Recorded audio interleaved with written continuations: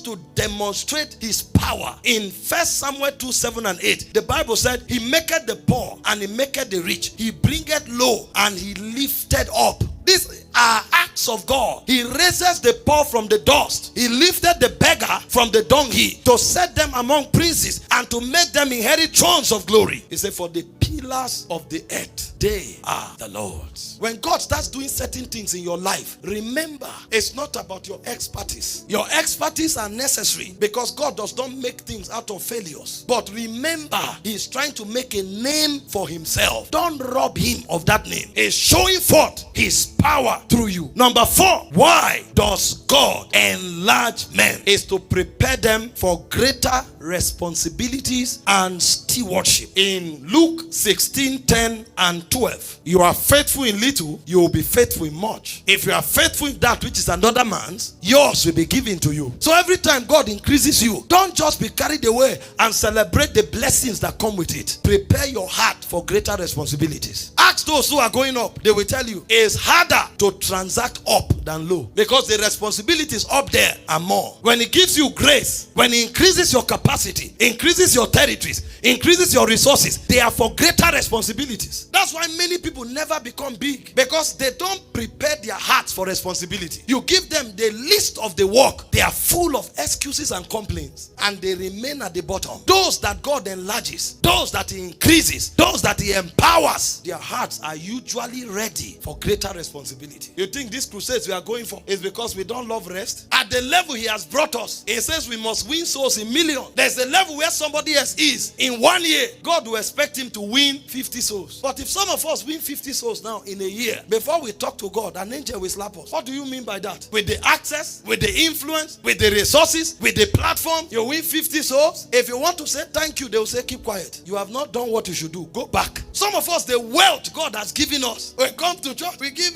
2,000, 30,000, and we want everybody to say, oh, God has come. And God is looking at you like this. Do you know why you have strategy for business? You have inspiration. You have favor with men. You think it's to wear watch and to drive big car? You are my battle axe. You are my weapon of war. I've raised you so that you can do certain things in the kingdom. So a widow can give 2 pennies and God is celebrating her. You will give 1 million. God say, what's wrong with you? Because when God lifts you up, it's for greater responsibility and for greater stewardship. So as we are shouting enlargement this year, you must be mindful. Some of you can't win the number of souls you won last year. Some of you can't give what you gave last year for kingdom advancement. There are some of you seated here. You are big enough to buy a land and give for church building. You are big enough to sponsor 1 crusade every month and say, on my account, let a crusade be floated. But you don't know why you are where you are. There are some of you that should adopt a whole orphanage. I say every month what they eat is no longer a prayer point. But you think enlargement is about, last year I had 10 million. This year I have 2 billion. What you have is paper. It has no value. And the day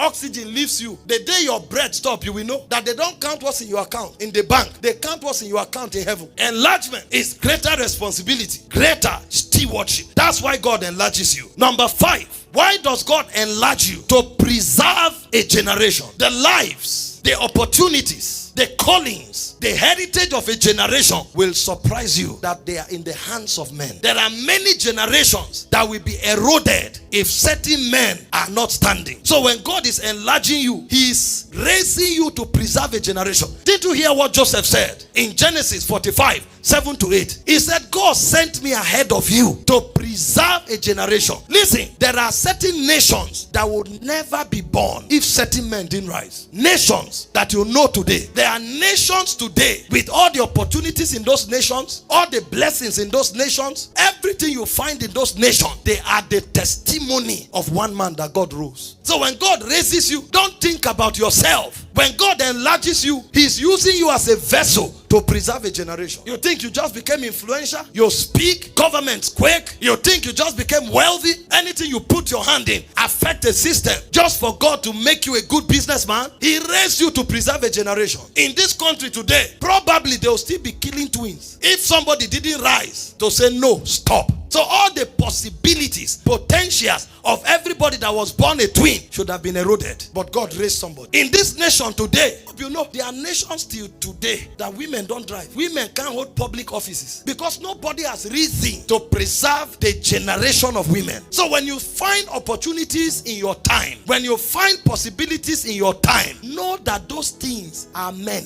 that God raised before your generation. And you too that God is lifting now. Don't depart from here until you have preserved an opportunity, a possibility, a heritage for another generation. Your money is a waste. Your influence is a waste. Your name is a waste if he didn't preserve a generation. He sent his word to Jacob, a lighting upon Israel. So Jacob rose for a generation. Joseph rose for a generation. And you too are rising for a generation.